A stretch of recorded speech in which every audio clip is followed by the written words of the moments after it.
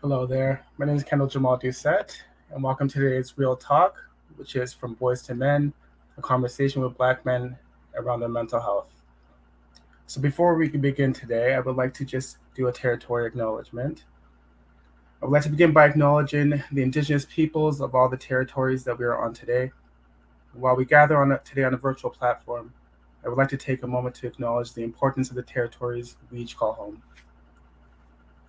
The land on which we gather is the traditional territory of the Wendat, the Anishinaabe Nation, the Haudenosaunee Confederacy, the Mississaugas of Scugog, Hiawatha, and Alderville First Nations and the Métis Nation.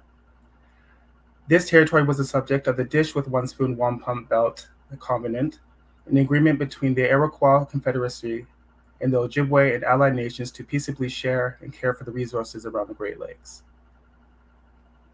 The treaties that were signed for this particular parcel of land are collectively referred to as the Williams Treaties of 1923. We do this to reaffirm our commitment to responsibility in improving relationships between nations and to improving our own understanding of local indigenous peoples and their cultures. We need to protect and honor the history and people of these places, so please join me in a moment of reflection to acknowledge the harms and mistakes of the past and to consider how we can, in our own way, try to move forward in a spirit of reconciliation and collaboration.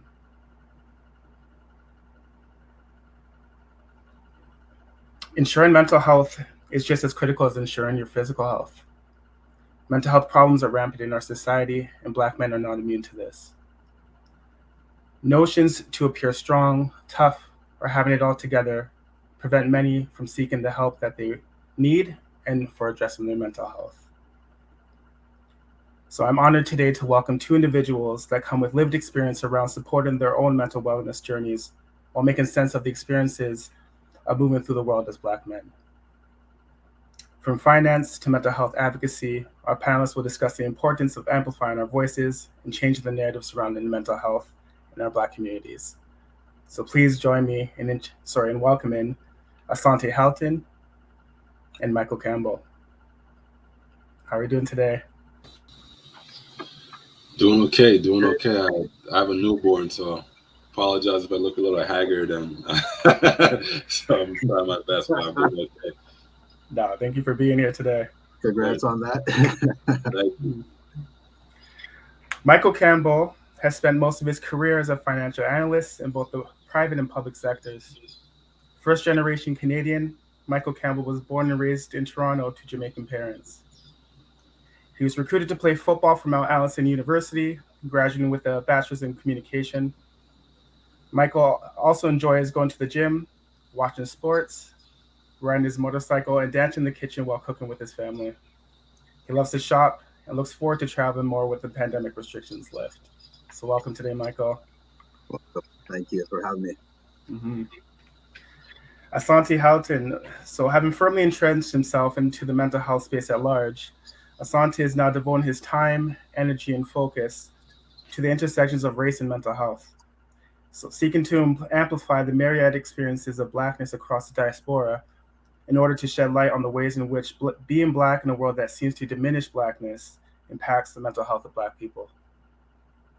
Asante believes in confronting current and historical truths about our world and the human condition, however uncomfortable those truths may be, in order to move towards healing. Welcome, Asante. Thank you. I appreciate it. Yes. Thank you.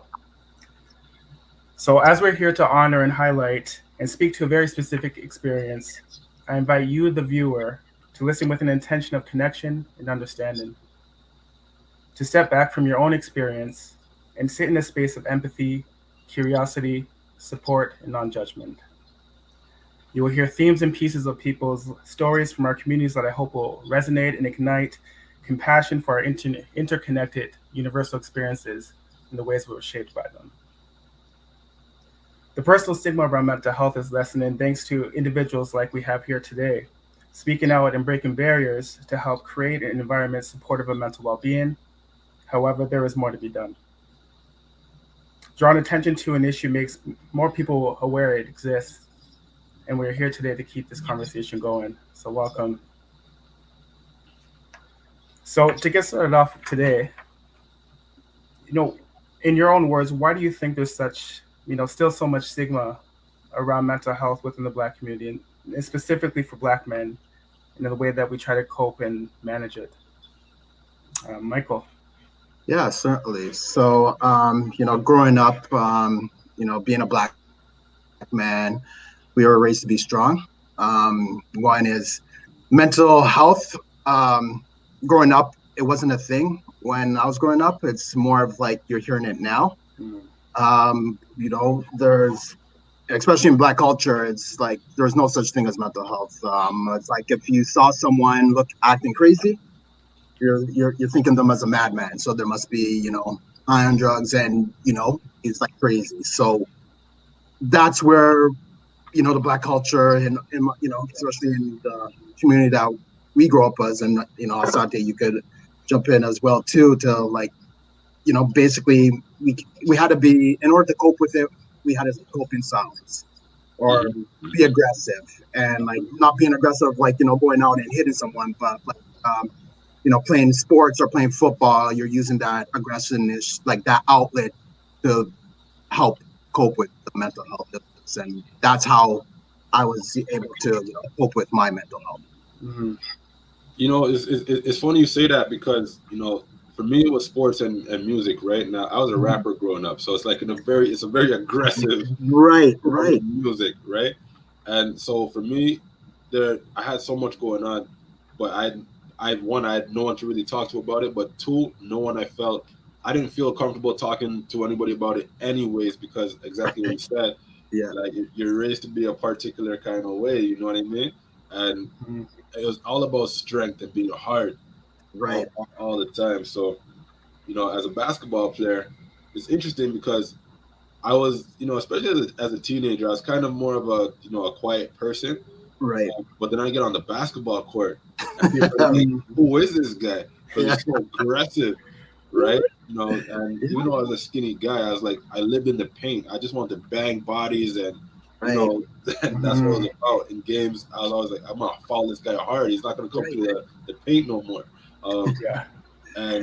But so you try to find different ways to cope, but you're still not really getting to the root of what's going on, and so true.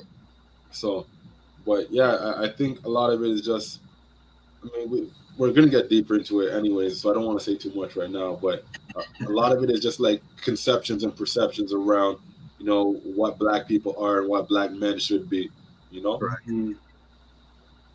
Absolutely. Asante, you're speaking to something. I think as I was reflecting on some of these questions, I was thinking about those tropes that sometimes come from within our community around Black people don't do blank, Black people don't do blank, and how we're constantly trying on other people's outfits as our own, right? And so, if and this is also in the line of like language matters. What would you say to that? Black people don't do blank. How would you challenge that? For me personally, I've always hated that, mainly because I was the person who I try anything. You know what I mean? Like, so as an example, the high school I went to was, it was a mostly Black high school. And then when there'd be like, we had this one thing, a couple things actually. We did this thing called Outward Bound. And it was essentially where they take a bunch of kids and they put them in the woods for like 2 weeks, and you have to figure it out. And and the incentive was you get an extra credit, so you get a high school credit. So I'm like, yeah, I'm gonna do this. Maybe I finish a little early, whatever. Um, they sent, I think, 10 of us into the wilderness, and I was the only black person on the trip. You know what I mean? Even though the whole school was black, right? Mm. Um, and it was one of those things where, that's an example. I just put myself out there and do different things, and sometimes people give me the side eye, like, dude, like, what are you doing with all these, these people are not you. You know what I mean? And so, I used to, get that a lot when I was growing up, but and when you're growing up, I think it impacts you a little bit more. Mhm. I think it probably made me kind of have some like identity stuff growing up, but um, I always found that stuff to be, it's not honoring the entirety of the person. You know Yeah. what I mean?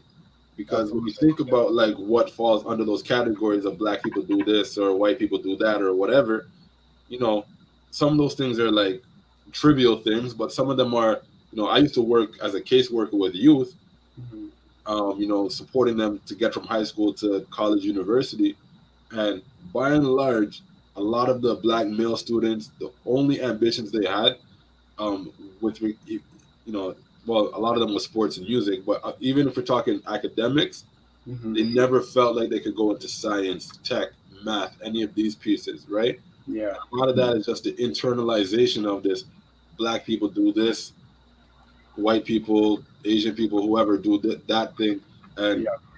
I just feel it as I just see it as limiting opportunities, and that for me has always been, it's a challenging thing. I've always tried to rebel against, Yeah. So, anyways, I don't know if you have more to say about it, Flash.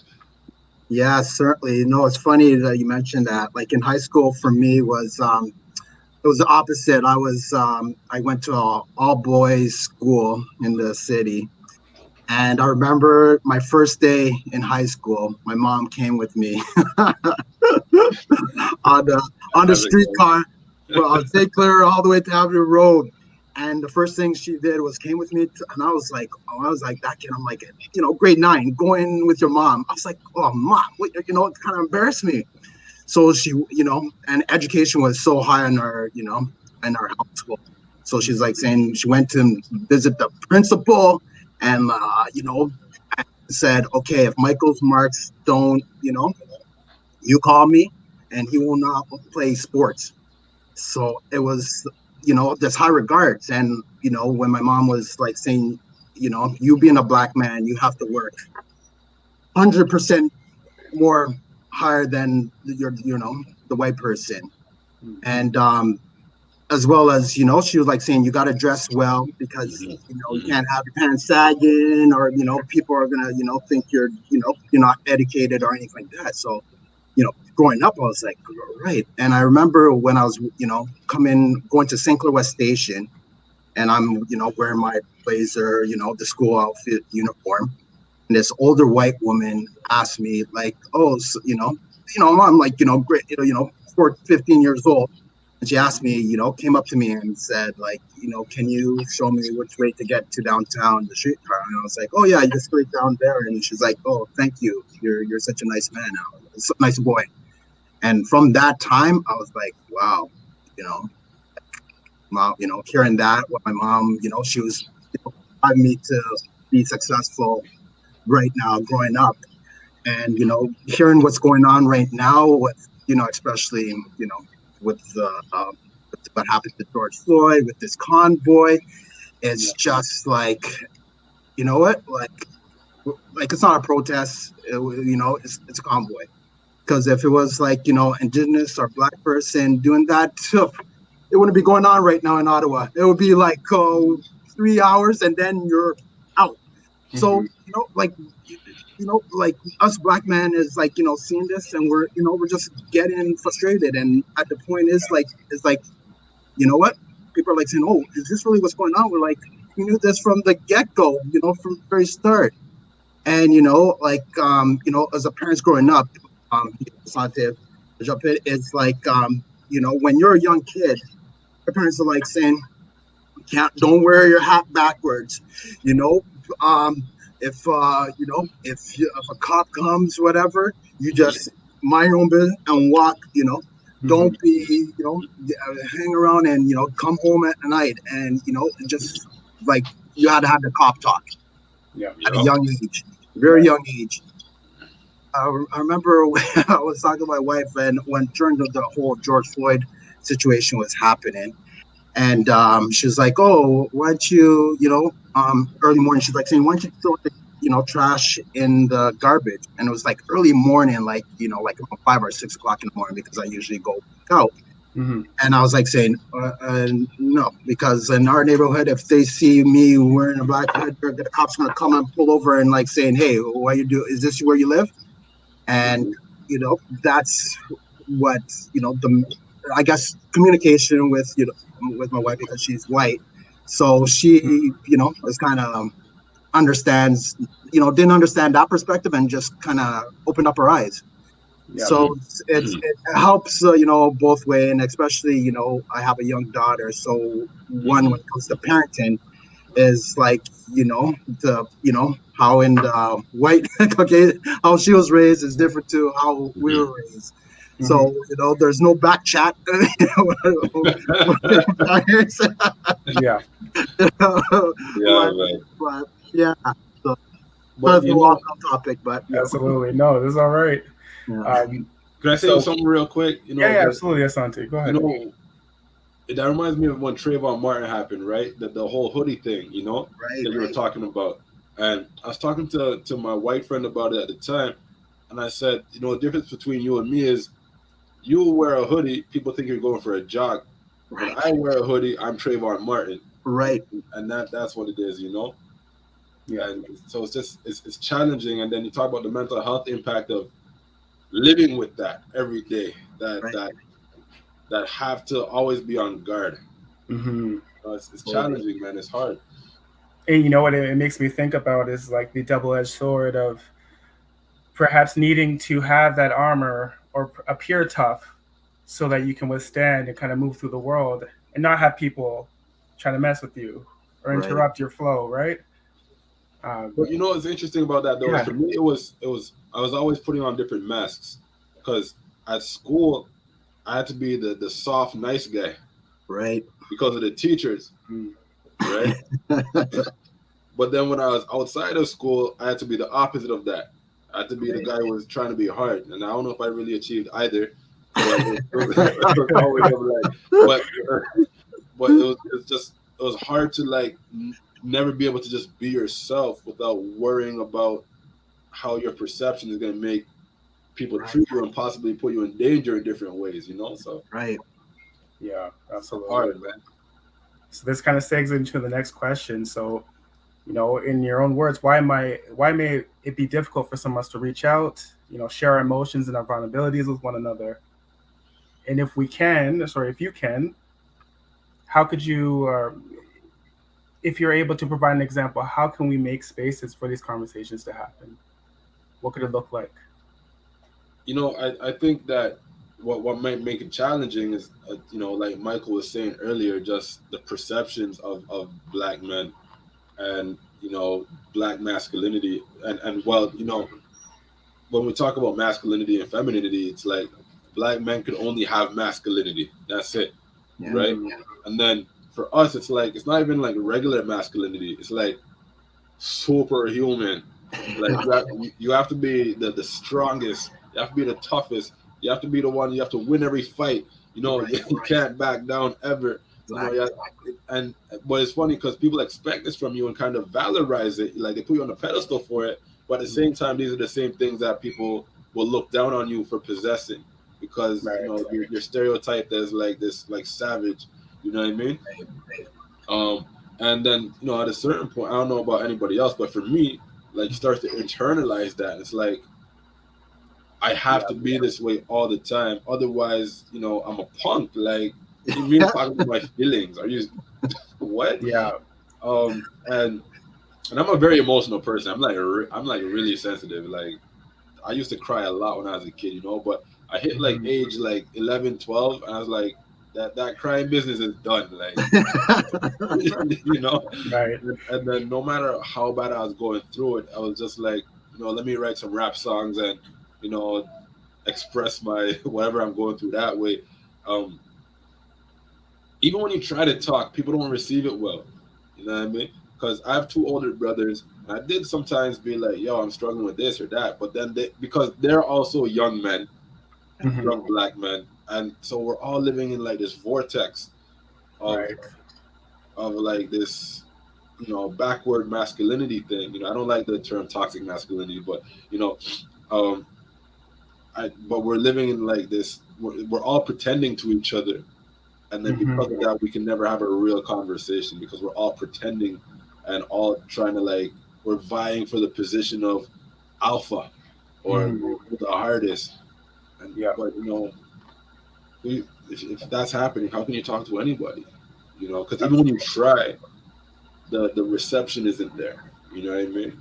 For me, my brothers just be like, "Yo, don't even worry about that. Be like, just go aside and figure it out." You Yeah. know, and but of course, I mean that didn't work. Um, but as I'm glad that we're starting to have these conversations now Yeah. because I do see a difference because I work with a lot of young people, you know, Right. in their 20s, in their teens, younger than that. I actually did a thing for some young boys who are like in grade school a few weeks ago, and it's just amazing how much more vocabulary and knowledge they have. So, but there's Yeah. still a lot of work to do, man. I don't know how you might feel about this, Michael. If you have any, you know, Yeah, I totally agree with you 100%. Like, yeah, as mentioned as well, I have two younger brothers. So, my mom had three boys raising, and mhm, thank God, like, all of us are still alive. mhm, Not, getting, shot up or being, arrested. She was a strong woman, rest her soul. Like, she passed away. It's going to be like 16 years from, cancer. And yeah, like in our household, we did, we talked, but we didn't talk about like our feelings or like any, there's no such thing as like mental health.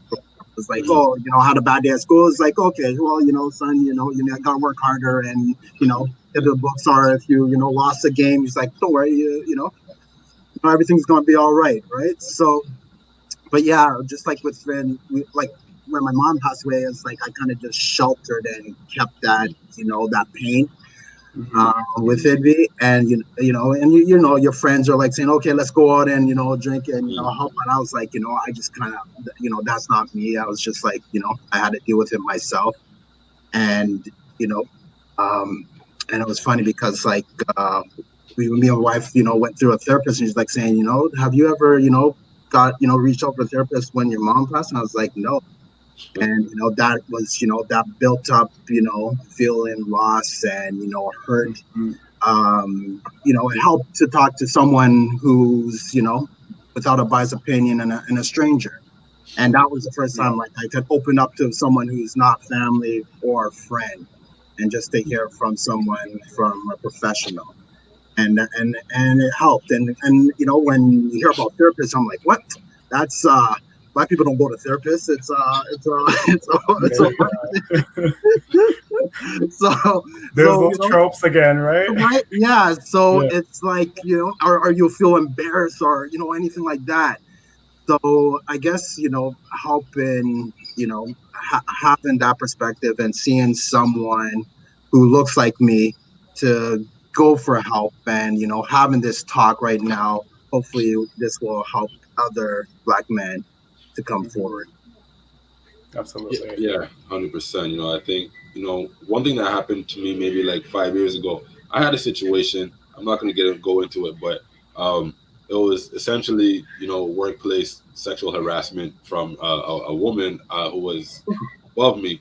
And anyway, it got really hectic, and it was like it impacted me a lot. And then I opened up to some of my boys about it, and then it was interesting how ever since now we started talking to each other, Hmm. right?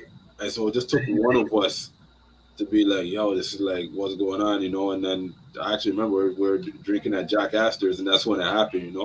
And Hmm. then ever since, it's like now we like talk for real, and it's like we knew each other for like 10 years before that Right. and never had any kind of conversation close to that, you know. Yep. So Right. sometimes, like what you're saying, Michael, is just you have to be the example, you know. Yeah, and and you're not the only one who had that. I got harassment as well too at one of my previous jobs, and it was with me. My mom, raised us to have integrity, and if you see someone who's who can't speak for themselves, I speak up for them. Mm-hmm. So, this person was getting complaints from other managers and other people, and she was just like a bully. And nothing, HR, nothing has, nothing changed until like I had, all this information. I was like saying, well, you know what, these people are going to the HR. Well, you know what, I'm going to go above. I'm going to go up to the senior VP and to the CEO, whatever, and wrote a letter, had all my statements written down, had that, and you know what, they let her go there, because she couldn't deny all those accusations. But the thing what bothered me the most was that they said, okay, if anybody asks you how come she let go, just say that made a lie. And that bottled me up, and had that that dishonest really mess with my mental health. But like some people who knew, who were close to me, knew it, whatever. And then what was the kicker was that they gave this person, colleague of mine's, the job, um, to kind of throw that in my face because I went behind their back and this. So when I did was I just like left the company, and then that's it. So. Wow. Mm-hmm. Mhm. Made the right change for yourself. Oh yeah, certainly, Yeah. certainly, man. Yeah, yeah. But parents say what doesn't kill you makes you stronger, right? So. Mm-hmm. And also, I think about the impact of a change of environment and how sometimes that's necessary to Right, right. mobilize change. Yeah, You yeah. um, when we think about the exchange of mental health literacy, coping skills, awareness, can you speak to the importance of visibility and mentorship in our community? Yo, it's for me, it's everything. It's literally the reason I got involved in mental health. Yep. Like, because I started out as a community worker, which I mean is actually, if you're a community worker, you're a mental health worker, if we're being quite honest, you know. Mm-hmm. But it was about 5 years ago now where I said I'm going to go full time mental health because about 10 years ago I started telling my own mental health story in high schools, pretty much all across the GTA, and the more I did that, the more I had access to the tables and the committees and the rooms where people were making decisions. And every single time I would show up, I'm the only black male in these rooms. Every time, Mm. you know? And then I also noticed that we were starting to have this conversation around mental health in our society in general. And we were starting to realize that we need a stronger mental health system. And we were building these things actively. And I thought to myself, if we don't have representation at the tables where we're building these new ways of doing things, then we're going to build services that don't support people that look like me and who have my story. Because not just necessarily like who looks like you, but it's the story as Right. well. You know what I mean? Because Mm-hmm. when it's not, you can look like me but grow up affluent and you're gonna have a different story than I had. You know what I mean? Absolutely. Um, so for me, that's why I got involved because I wanted to be the representation. I knew how hard it was going to be because it has been hard to be like one of the first, to Right. speak up and have a voice out there and to, talk up in meetings at work and all of these things. It's Mm-hmm. hard to be that first one, But I said I'm going to take the slings and arrows so that other people can come from behind me and the door is already open for them. Right. But the other piece is, it took me so long to see a therapist because I wanted to see a therapist that looked like me. Eventually, I relented anyways and saw a therapist. She was a white woman, very amazing. Like she was like completely changed my life. Love her to death. But you know, I work with mostly racialized. I don't even like that word really, to be honest. But Mm-hmm. more Yeah. young black men and women, also like Latinos and South Asians and East Asians, and but mostly non-white peoples who I work with, in terms of the youth I work with, and this is a frequent conversation that comes up, is I want to talk to someone from my culture Right. about the things I'm going through, because other people, one, they're not going to interpret it properly. Two, I need to explain too much to them. Three, maybe they're going to say some, racist comments to me or microaggressions.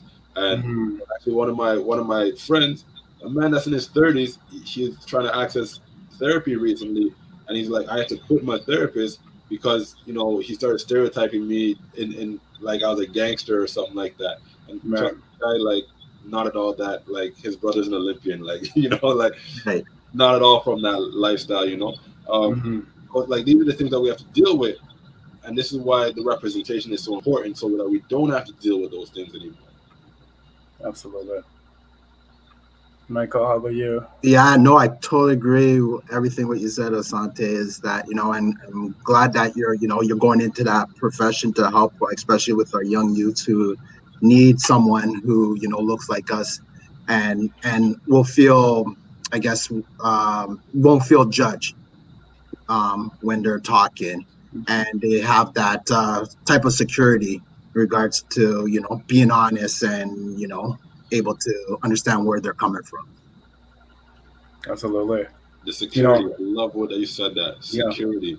Yes, that's real. Yeah. Why is security important? I think about psychological safety. Why is this important?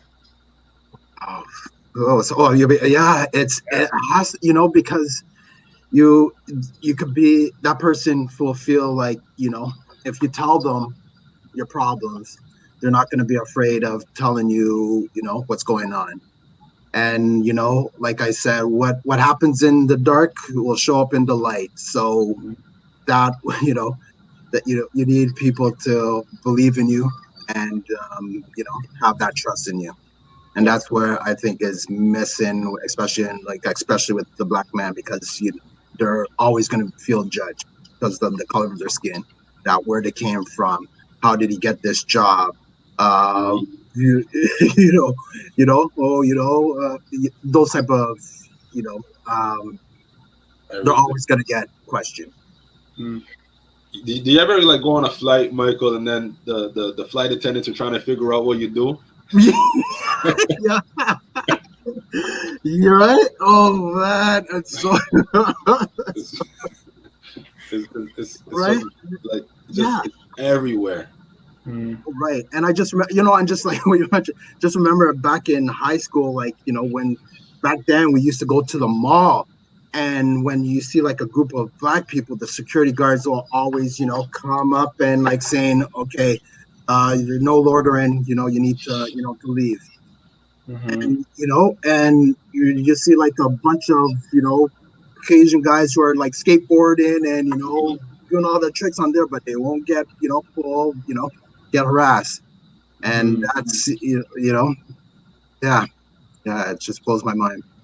The other side to the mentorship and visibility, I think about allyship.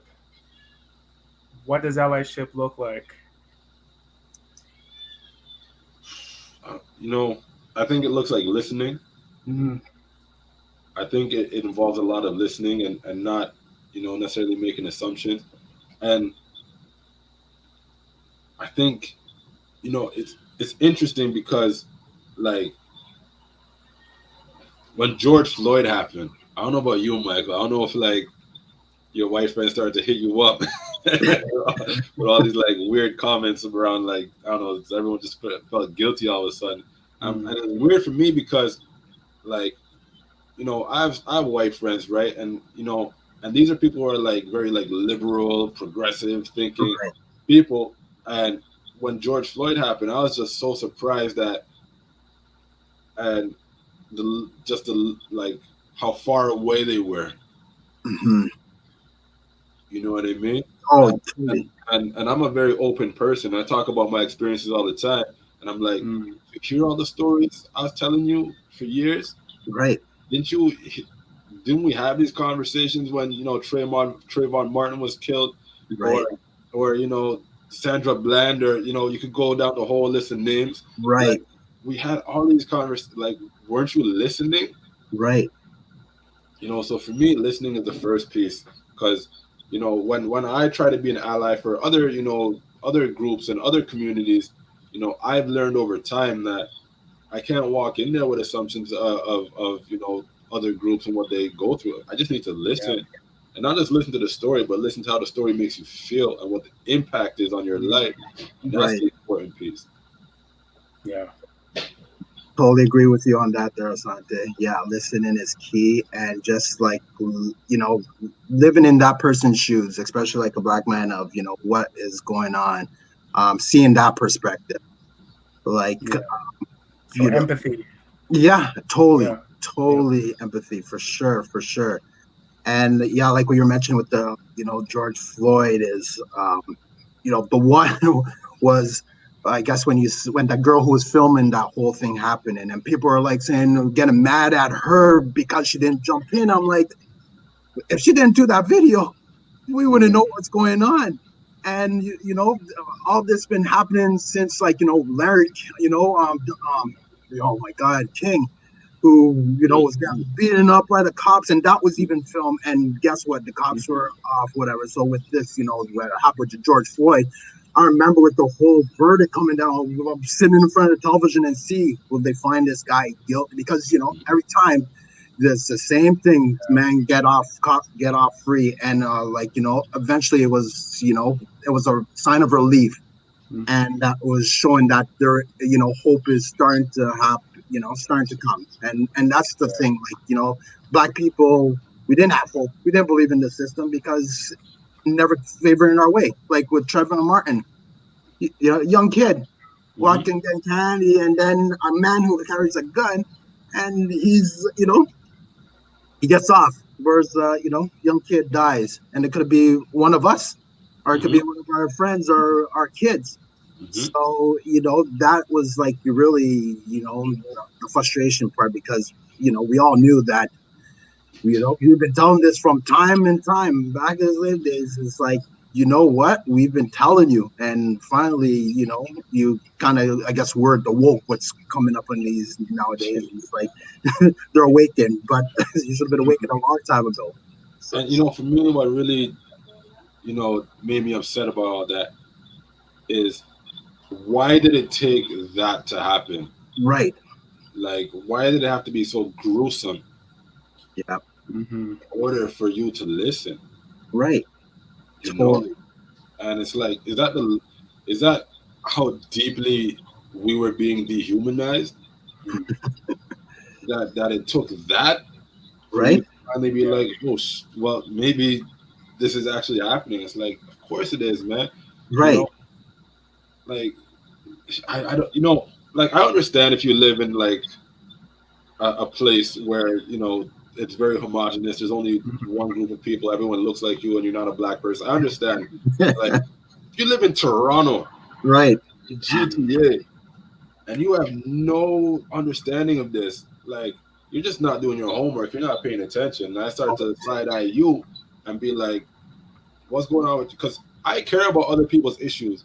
I'm Right. not gonna pretend that I spend a lot of time with various different communities. I still care about their issues, Right. Mm-hmm. you know, and I still read about them. They're still important to me because I share space with these people, even if I'm not Absolutely. friends with them. I don't have a family with. I share space with you when I walk down the street or I go to the movie theater and or whatever it is, you know. Oh, totally. It's Totally about agree. tapping into, your humanity and seeing that in others, looking for it, seeking it out. Right. You know, So if you this. want to be an Yeah. ally, it's not you don't wait till something happens and then you're like, oh well, let me see what's going on. It's Right. like you have to be an ally every day. You Mm-hmm. I know, agree. every day. It's not a performance. It's not a performance. It's Yeah. not posting a black square on Instagram. You know, You know, Yeah. I or think it's if you're gonna move towards allyship, it's important that you're committed to sustaining that. yeah, and Yeah. trust me, we know who's real. Yeah. So you can't fake allyship. Oh, totally. Because I don't know Absolutely. about you, Michael, but by the time I was 10 years old, I had a racism radar. Yeah. You know, Yeah. and there's and, right, and Oh there's yeah, various totally, degrees. There's totally. Yeah, outright racist. There's ignorance. There's casually prejudice. You know, all these different things, microaggressions. But you Hmm. have a radar because you just live with it so much. You experience it so much. right. Oh yeah, yeah, totally. It's funny. I remember, probably like I say probably in high school, and back then when with the TTC you had like those transfer tickets, whatever. And I remember, the driver. I just got off the 32 bus and just kept on to my next intersection. And at that time had a friend who's white, and they let her in. And then when it came to me, it's like, sorry, you can't. I was like, wait, I just had that same transfer ticket like her. And they're like, nope, you gotta pay another token. And I was like, wow, Hmm. and that was like, whew, yeah, early age, Yeah. early age. This is kind of segueing into the next question around, both of you are fathers, and you're talking about those early experiences of understanding you're black. You know, what feels important to, I guess, impart to your children? What lessons? I mean, I think the most important. Well, obviously you give the cop talk because, like, Yeah, you know, that's the top thing on the checklist. right. But beyond that, for me, it's really important for my children to know that to understand and be able to know when what's happening isn't your fault. When people are treating you based on your appearance and not based on what you did, right? Hmm. So Hmm. for me, it's like my older son. He had an experience a couple years ago in his school cafeteria where the cafeteria lady was, telling him to take off his hood, right? Mm. You know, and he knew there was something wrong with that. He couldn't articulate it, and I had to articulate it for him so he Hmm. understands that it's not about your hood; it's about the color of the skin of the person wearing the hood, and Right. that was the issue because it was both him and his friend, right? And Hmm. well, I mean, us being advocates, we went down to the school, and well, that's not a problem anymore. Let's put it like that. but anyway, it was important for me to impart to him that you didn't do anything wrong. Right. You know what I mean? And the way this lady was talking to you, it's not about the hood. It's about what she perceives you to be because of your skin color and someone who looks like you wearing a hood. Right. Hmm. And it's like, yo, my kid's into like anime and he plays the piano. Like he's not, that kind of kid. Right. Right. Right? So I don't know. For me, it's important to that. That's really important for me, is because you know if you don't have that growing up, I thank God I had a mom who was like that, who would let me know what's real from what's fake, in that respect. But I work with so Hmm. many youths who maybe they didn't get that conversation and they're just experiencing all this racism and then they Right. start to internalize it. I Yep. worked with one young person. He wasn't even a black person. He was actually from he's Sri Lankan, and Hmm. he moved to Canada in his 20s.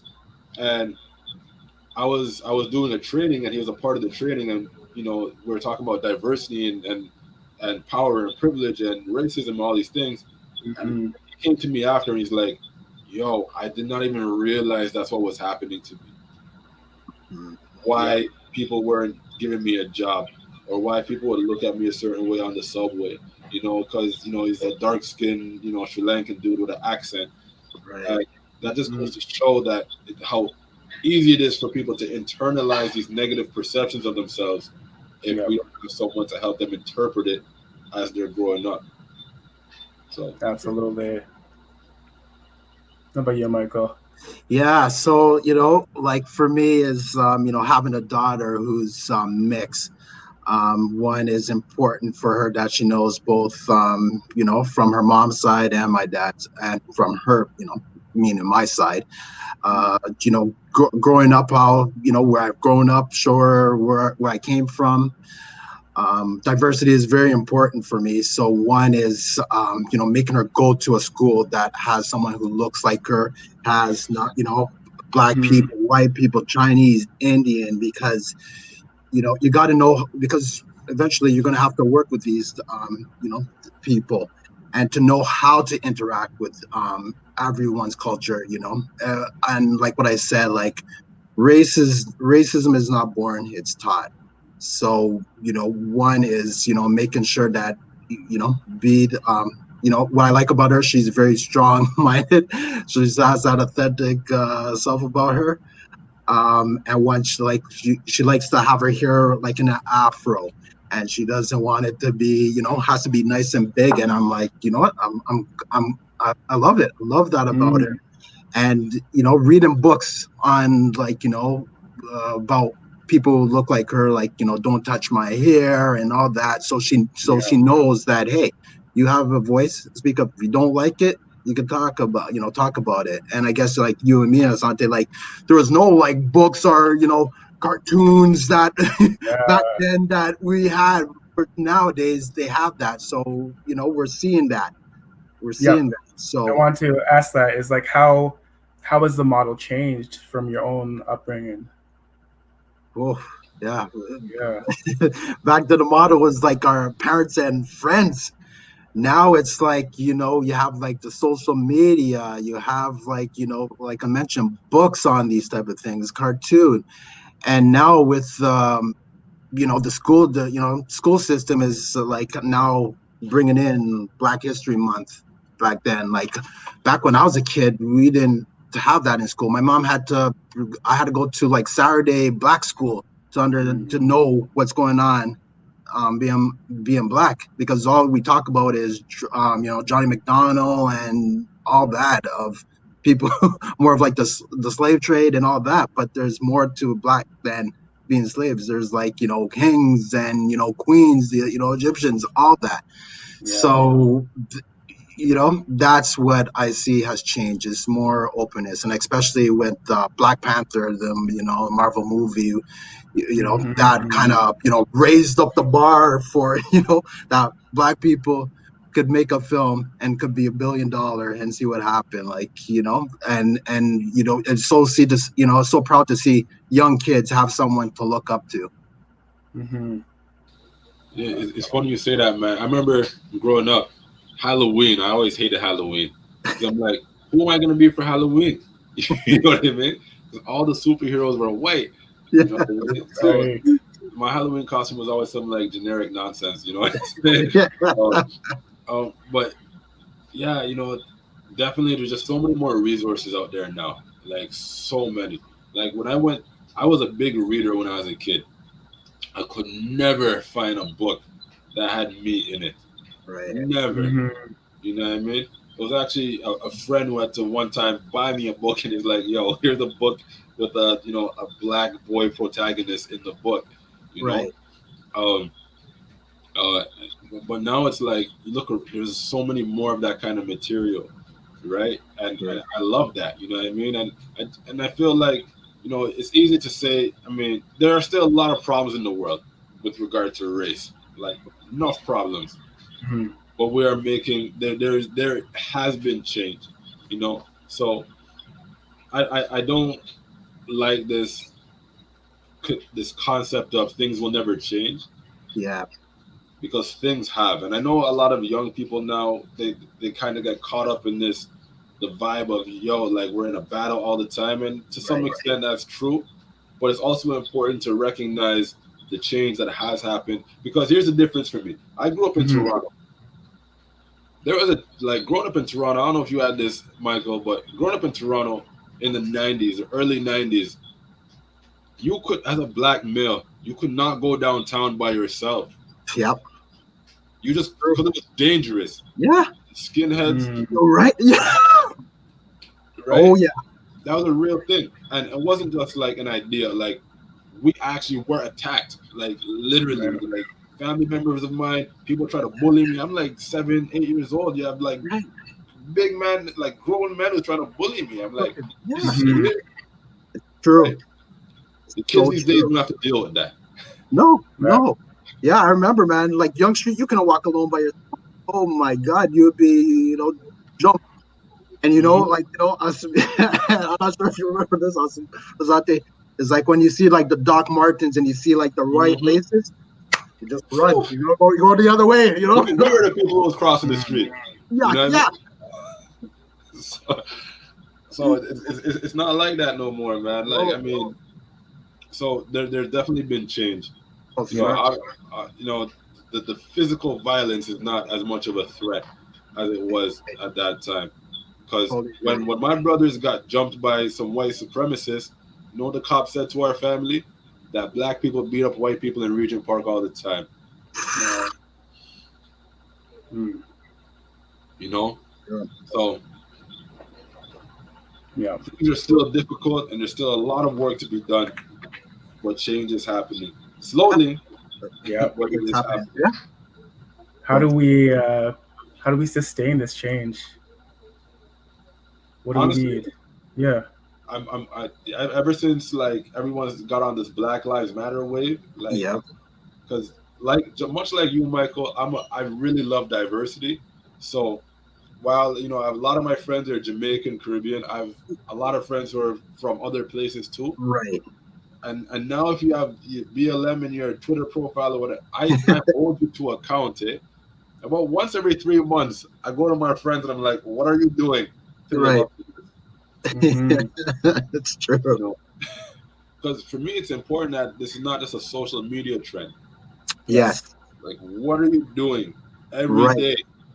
Maybe not True. every day, but you know what I mean. How are you living Yeah. your life? Yeah. Like for me, it's like Absolutely. talk is cheap. It's the action. Hmm. Absolutely. I always say this: caring is an action. Yeah. Mm. Totally agree. Yeah. So as we're winding down here, I'm just wondering, is there, before we take questions from any of the viewers, are there any points or anything that you want to speak to?